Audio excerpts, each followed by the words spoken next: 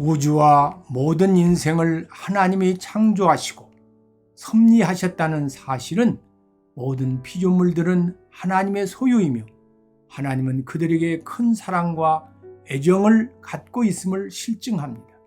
즉 부모가 자식을 낳고 기름으로 부권을 갖듯이 하나님은 피조물에 대하여 권리를 갖고 있습니다.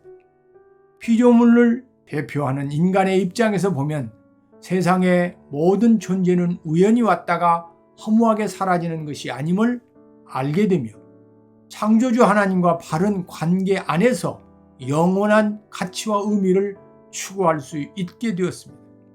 창세기 1장은 전체적으로 인생은 어디에서 왔으며 무엇 때문에 살며 어디로 갈 것인가 그리고 어떻게 살아야 하는가 하는 근본적 질문에 대한 장엄한 해답입니다. 창세기 1장 1절에 태초에 천지를 창조하시니라. 과연 이 구절이 지닌 의미가 무엇인지 육하 원칙에 의해 살펴보겠습니다. 첫째, 누가? 하나님이 만물을 창조하셨습니다. 태초에 하나님이 천지를 창조하시니라. 우선 주목해야 할 사실은 이 말씀은 설명이 아니라 선포의 형식으로 기록되었습니다.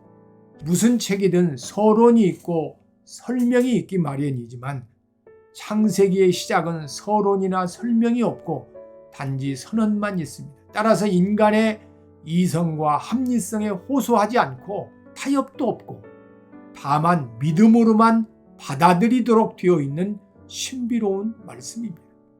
본문의 주어는 태초도, 천지도, 창조도 아닙니다. 오직 하나님이라는 사실에 주목해야 할 것입니다. 사람들은 생각하기를 인생의 주인은 나라고 생각합니다만 그러나 본문은 하나님이라고 말씀합니다. 내가 인생의 주인이 될 때 불행이 시작되는 것입니다.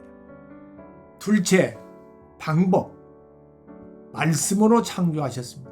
하나님께서는 말씀으로 이 세상을 창조하셨습니다. 하나님이 가라사대 빛이 있으라 하심에 빛이 있었고 여기 가라사대라는 말씀이 창세기 1장에 10회나 언급되어 있습니다. 이 표현은 하나님이 말씀으로 명령하시면 보시기에 좋은 모습으로 그대로 되었다고 하였습니다. 이것은 말씀의 전능성과 동시에 우리가 믿는 하나님이 인격적인 하나님이신 것을 증언하고 있습니다. 셋째, 언제? 태초에 창조하셨습니다. 태초에라는 말은 시간의 시작을 뜻하는 동시에 공간의 시작을 의미합니다. 그래서 하나님은 시간과 공간을 만드신 하나님이십니다. 태초 이전에는 오직 하나님 한 분밖에 없는 영원의 세계였습니다.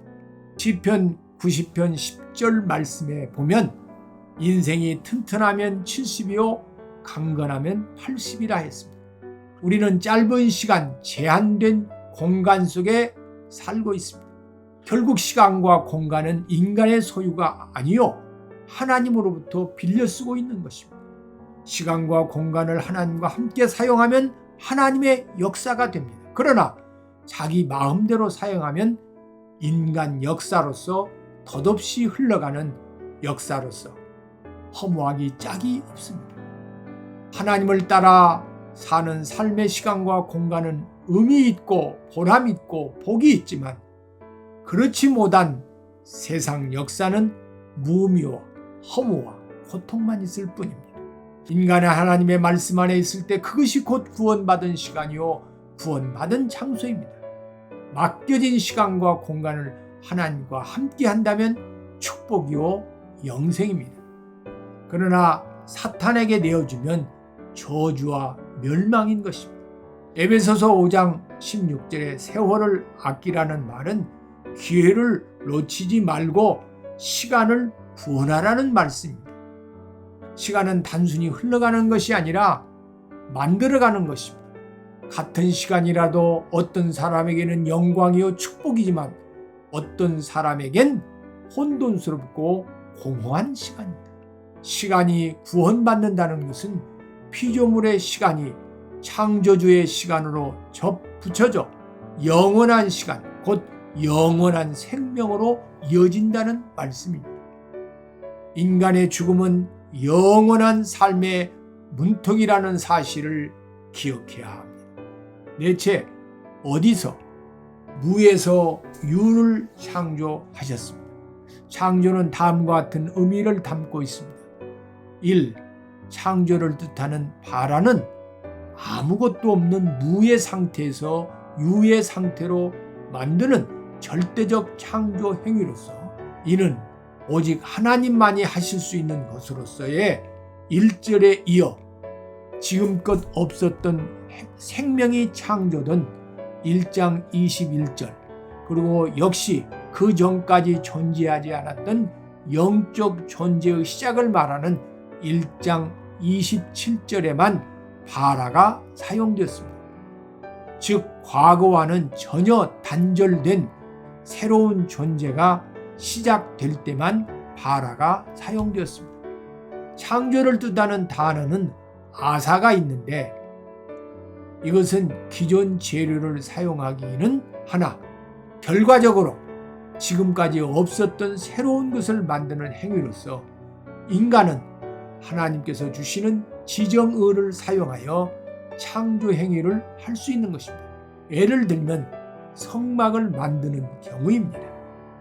3. 창조는 아차르로서 기본 뜻은 같으나 재료를 사용해서 새롭고 완벽한 상태를 만들어내는 기술을 강조합니다. 예를 들면 토기장이가 흙으로 그릇을 만들어내는 행위를 의미합니다. 4. 창조의 단어로서 바나가 있습니다. 역시 아사와 기본 뜻은 비슷하나 재료를 사용해서 어떤 형태를 차곡차곡 쌓아 만드는 과정을 강조하는 단어로서 예를 들면 성을 쌓는 행위입니다. 인간의 과학이 인공위성까지는 만들어도 가장 간단한 생명 그리고 살아있는 씨앗 심지어 살아있는 미세한 세포조차 만들어낼 수 없습니다. 5째, 무엇을? 천지를 창조하셨습니다. 천지를 직역하면 하늘들과 땅입니다. 히브리인들은 하늘을 3층천으로 보고 대기권, 궁창과 그 위에 물, 그리고 천사들이 다니는 맨 위에 하늘 등으로 이루어져 있다고 생각했는데 하늘이 복수로 된 것은 이 사실을 반증하고 있습니다. 6째, 왜? 창조의 목적은 영광을 찬송하기 위해서입니다. 우주 창조는 하나님의 지혜와 능력과 사랑의 표현이며 하나님의 형상대로 지음받은 인간을 위함이며 궁극적 목적은 모든 피조물, 특히 사람을 통해 찬양을 받으시고 영광을 받으시기 위함입니다. 그래서 바울은 먹든지 마시든지 무엇을 하든지 다 하나님의 영광을 위해 하라고 한 것입니다. 이사야서 43장 21절에는 이 백성은 내가 나를 위해 지었나니 나의 찬송을 부르게 하려 함이라 하였습니다. 이번 주 묵상하고 암송할 말씀. 태초에 하나님이 천지를 창조하시니라. 시편 119편 67절 고난당하기 전에는 내가 그릇 행하였더니 이제는 주의 말씀을 지키나이다. 누가복음 9장 23절 또 우리에게 이르시되 아무든지 나를 따라오려거든 자기를 부인하고 날마다 제 십자가를 지고 나를 따를 것이니라. 히브리서 9장 27절 한 번 죽는 것은 사람에게 정해진 것이요 그 후에는 심판이 있으리니. 디모데후서 3장 16절로 17절 말씀. 모든 성경은 하나님의 감동으로 된 것으로 교훈과 책망과 바르게 함과 의로 교육하기에 유익하니 이는 하나님의 사람으로 온전하게 하며 모든 선한 일을 행할 능력을 갖추게 하려 함이라.